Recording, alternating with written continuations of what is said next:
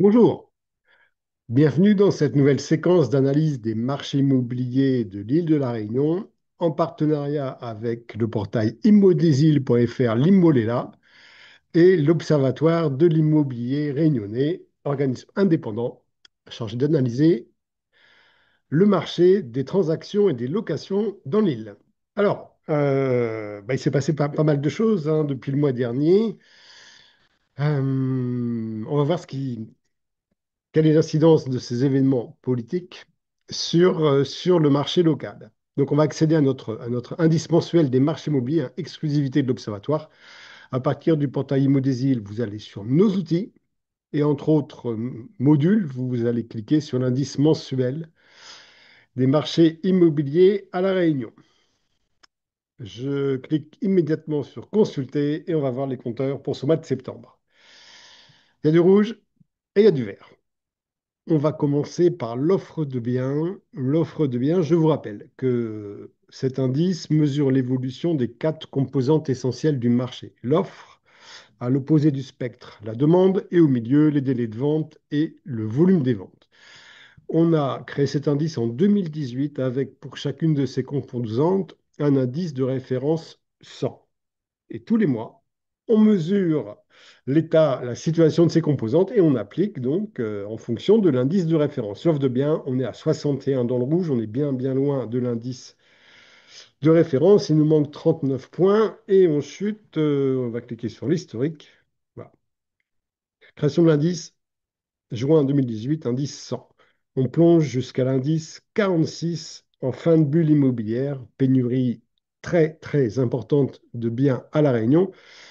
On remonte lentement mais sûrement jusqu'à atteindre l'indice 70 en août 2024 et on chute, on rechute. Et là, c'est mieux parce que on donne perte de points par rapport au mois précédent. Et en fait, on revient au 1er janvier 2024. Alors, on revient au 1er janvier 2024, si je le trouve, voilà, ici. En fait, on a effacé quasiment 2 ans de gains en termes d'offres. C'est très dommageable parce que peu d'offres égale peu de fluidité du marché, peu de choix pour les acquéreurs qui sont déjà dans une conjoncture peu favorable. Donc, c'est un frein. Voilà, c'est un frein à l'acquisition. En termes de région, le Nord est à 53, donc quasiment 2 fois moins d'offres qu'en 2018. Il perd 4 points par rapport au mois précédent et il perd 7 points par rapport à juillet. 7 points en 2 mois, c'est très très fort. L'Ouest est à 50, moins 2 points par rapport au mois dernier et moins 4 points par rapport à juillet. Voilà. Et le Sud, le Sud, c'est la région en forme depuis quelques mois. Au mois de septembre, c'est toujours la région en forme. Le Sud est à l'indice 70, donc réduit les frais, ne perd qu'un point par rapport au mois dernier et il est exactement au même niveau qu'en juillet. Donc lui, le Sud, tient bon la barre. Ça, c'est pour l'offre. L'autre composante essentielle, c'est la demande. On est dans le rouge, on est clairement dans le rouge, on est à l'indice 73, il nous manque 37 points, pardon, 37 points. 30, non, 27 points. 27 points par rapport à l'indice de référence. On perd la bagatelle de 12 points. 12 points par rapport au mois dernier et par rapport aux autres mois de septembre, au mois de septembre des années précédentes, c'est pas bon. C'est pas bon. En 2024, on est à 90. En 2023, 90.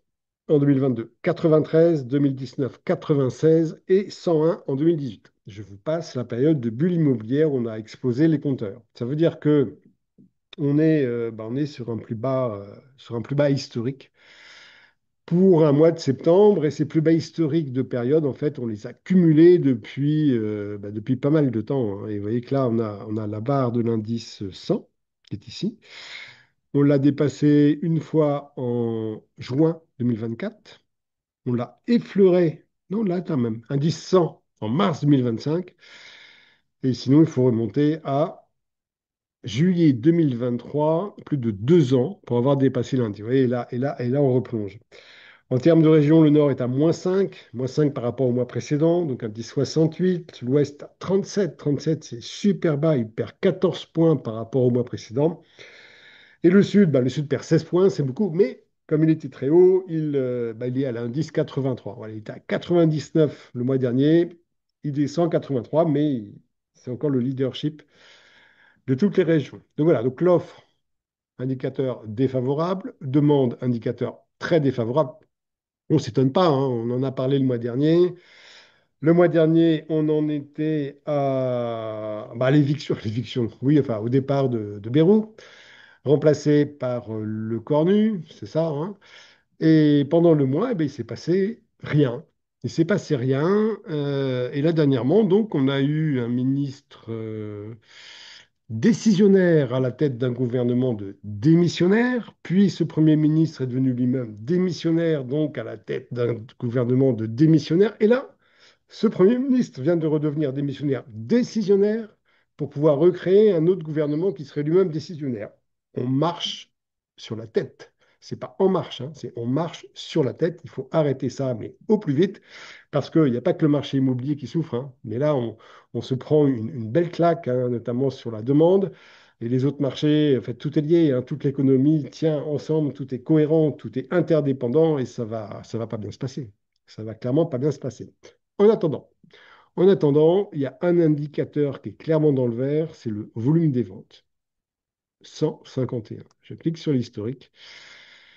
Et donc, on s'aperçoit en fait que ça fait 1 an et demi, quasiment 2 ans, voilà, à partir de, voilà, de cette date-là, avril 2024, que l'on est dans des niveaux extrêmement élevés, hein. Ça, c'est la barre des 150. L'indice de référence, il est là, il est loin, hein.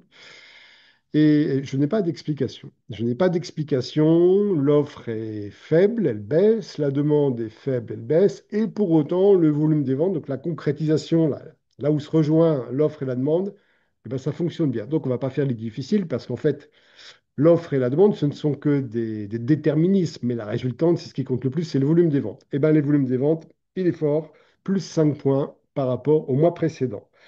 Si je reviens sur les autres mois de septembre, 2024, 140, donc 11 points derrière. 2023, 117.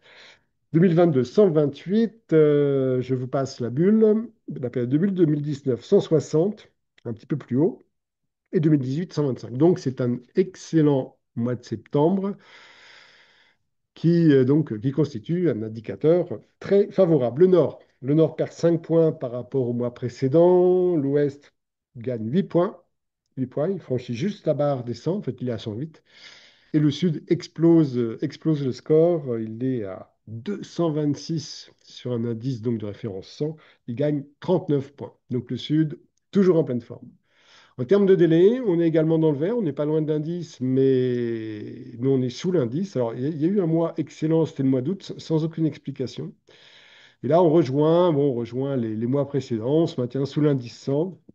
En termes de délai, ça nous donne 22,28 semaines exactement pour toutes les ventes signées, effectivement signées depuis le 1er juillet. Donc c'est hyper long, hein, ça fait quasiment 6 mois. 6 mois pour signer un compromis. Ensuite, il faut signer l'acte notarié.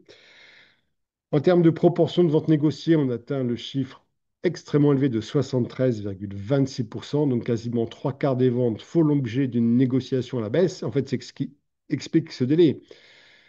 C'est le temps qu'il a fallu à 3 vendeurs sur 4 pour se rendre compte de leur erreur de positionnement prix, donc de leur erreur d'estimation de valeur, et pour accepter de s'adapter au marché. Voilà, quasiment 6 mois. Donc, j'en profite pour glisser mon laïus habituel.